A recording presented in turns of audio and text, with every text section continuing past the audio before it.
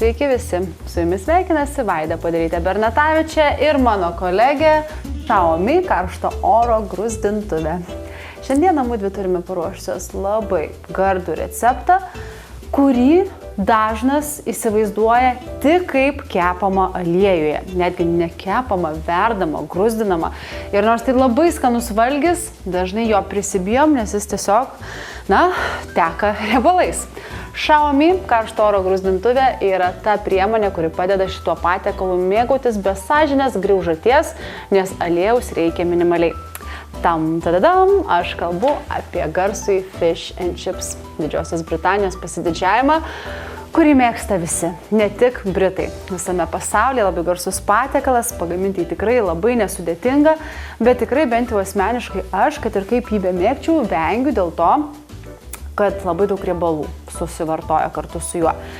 Tai štai čia Xiaomi karšto oro gruzdintuvė padeda išvengti riebalų. Apskritai, gaminant su ja, suvartojama iki 88% mažiau aliejaus. Tai visi patiekalai, kurie anksčiau gąsdindavo dėl savo blogos maistinės vertės, nuo šiol gali tapti labai priimtini, nes nereikia tiek riebalų. Xiaomi taipogi taupo jūsų elektros energiją, nes jinai labai greitai įkaista.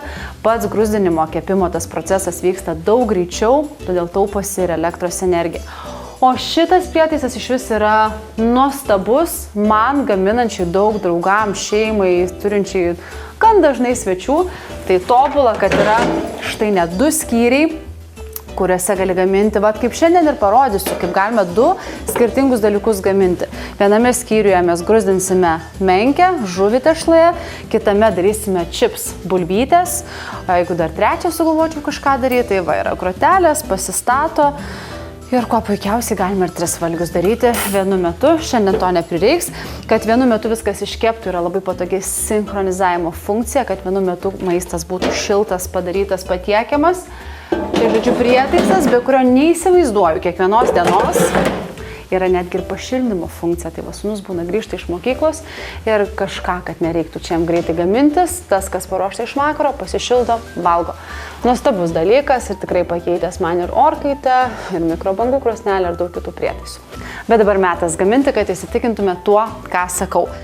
Pradėti siūlau nuo padažo. Britai valgo taip, tai yra klasikinis toks darinys, tai yra būtinai menkė, kepta alaus tešloje, bulvytės, tartar padažas ir dar dažnai valgo tokią mashy peas, trintus žirnelius, svieste pakeptus, bet man nelabai tie žirneliai, tai šį kartą nepykite, eliminavau, jeigu norėtume, tai labai paprasta, šildat žirnelius, apverdat, apkepinat su sviestu, sutrinat. Mes darysime su tartar padažiuku ir nuo jo pradėkime. Tradiciniam tartar padažui pagaminti reikės majonezo, kaparėlių, acto, balto vyno acto, dižono garstyčių, šiek tiek svogūno, agurkėlių, citrinos sulčių ir šviežių petražolių. Tai viskas labai paprasta. Viską susmulkinam, sumaišom ir duodam padažui pastovėti bent pusvalandį šaldytuve. Taip susijungs visi skoniai ir bus dar skaniau. O kol tekės tas pusvalandis, bus galima išsikepti žuvį ir bulvytes. Pradedam viską pjaustyti.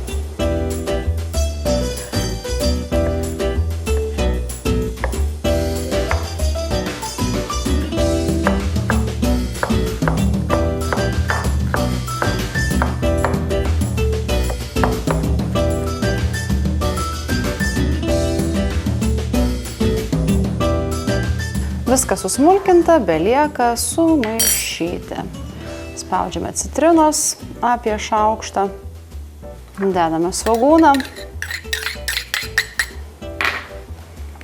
dedame šviežias petražoles, smulkintus agurkėlius marinuotus ir smulkintus kaparėlius. Tada įpilame acto, dižono garstyčių. Pagardinam druska bei pipirais ir viską gerai permaišam.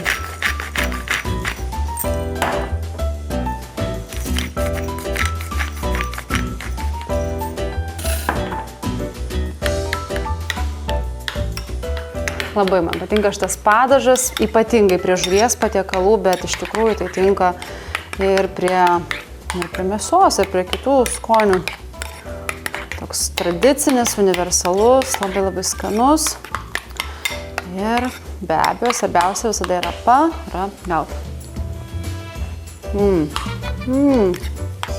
Tobula. Dar kai pastovėjo šaldytuve, mums išvis labai gerai. Dabar galime pasiruošti bulvytes. Svarbu pabrėžti, kad jeigu norite jų kuo traškesnių, nulupę, nuskutę, palaikykite bent pusvalandį šaltame, labai labai šaltame vandenyje. O kai bulves pjaustysite, tai tokias stambesnės jas padarykite, tas vadinamasias chips, o ne french fries. Tai bus daug autentiškiau. O šis patiekalas, beje, fish and chips, Didžioji Britanijoje atsirado įdomių kelių. Tai yra toks, galima sakyti, pirmasis Europoje gatvės maistas. Ir kalbame maždaug apie XIX amžiaus vidurį, pramonės revoliucijos metą, kai darbininkai norėjo valgyti skaniai, šiltą maistą norėjo valgyti, nebrangų maistą. Kaip žinia, Didžioji Britanijai žuvies netrūksta. Taip atsirado tradicija valgyti fish and chips. Tiesa, patiekalas negimė kaip vienas toksai vienu kartu. Chips, šitų tokių storesnių bulvyčių tradicija atkeliavusi yra iš, manoma, kad Belgijos arba Prancūzijos. O štai kepti žuvį tešloje Didžioji Britanijai pradėjo maždaug XIX amžiuje žydų migrantų šeimos iš Portugalijos bei Ispanijos. Dar įdomu ir verta paminėti, tikrai labai turi įdomių istorijų ir, pavyzdžiui, Antrojo pasaulinio karo metais fish and chips Winstono Churchillio nurodymu buvo tas patiekalas, kurio normuoti nereikėjo. Kaip sakydavo pats Winstonas, tai yra labai patriotinis patiekalas, todėl negalima su juo kažką negero daryti. Tiesa, Lietuvoje nėra taip lengva rasti autentišką fish and chips, nes daug kas tiesiog iškepa žuvį tešloje ir pavadina tai fish and chips. Kad skonis būtų autentiškas, britiškas, labai svarbi yra tešla, kurioje yra kepama ir yra būtinai gaminama su alumi. Alus būtinai lageris arba pale ale. Tada išgausite tą skonį. Tešla labai nesunkiai pasigamina. Tuoj parodysiu, pabaigus pjaustyti bulves. Svarbu ir bulvytės. Tai negali būti bulvytės free. Tai turi būti storos, va tokios belgiškom, aš dažniau vadinu bulvytėm. Viskas, bulvės supjaustytos, galim pereiti prie tešlos. Tai tešlai mums reikės apie 100 gramų miltų, dar šiek tiek miltų reikės žuvies apvoliojimui prieš dedant ją į tešlą, tai irgi būtinas žingsnis.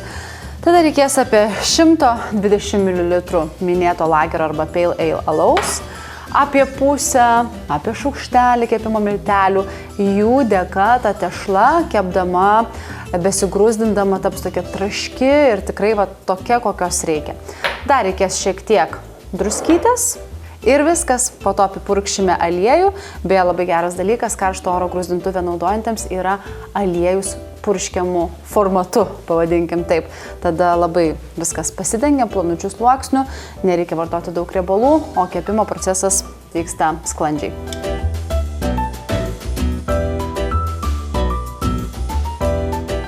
Pilame alų ir gerai išmaišome. Tešla turi būti, sakyčiau, tarsi tokios grietinės konsistencijos. Tiršta, bet tuo pačiu ir bėganti, nestovinti. Tobula konsistencija, nei per skista, nei per tiršta. Tešlą galima atsidėti, atkeliauja menkė, susipjaustom ją norimo dydžio gabaliukais ir tada viskas labai paprasta. Reikės tik tai pavalioti miltuose, pamirkyti tešloje ir šauti grūzdintis.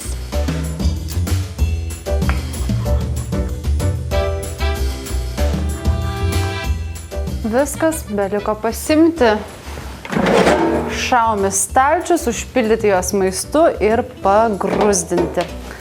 Pirmiausiai dėsime žuvytę, nebijokit, galima dėti tiesiai į paviršių, nereikia nieko jo kloti, nes plaunas be galo paprastai. O žuvytę, kaip sakiau, pirmiausiai mes ją apvaliojam miltuose ir tik tada nardinam į tešlą.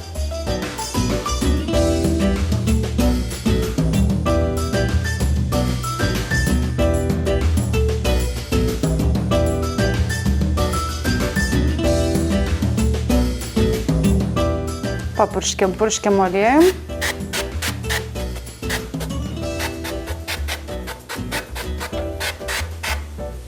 tiek riebalų reikia, kai naudoji karšto oro gruzdintuvę Xiaomi. Žuvytės. Žuvytė. Viskas įsijunk. Start.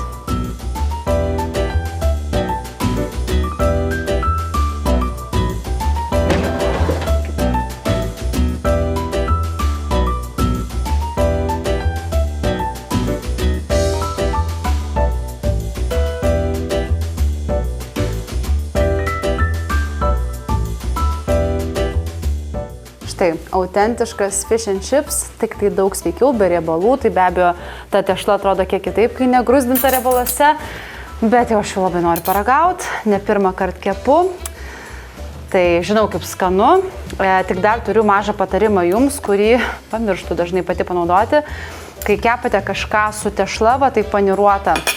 Geriausia yra pasidėti kepimo popieriaus, kad tešla nebėgtų, paprašiau tiesiog išsilaikys ir geriau iškeps.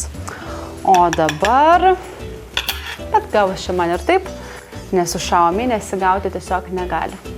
Ragaujam.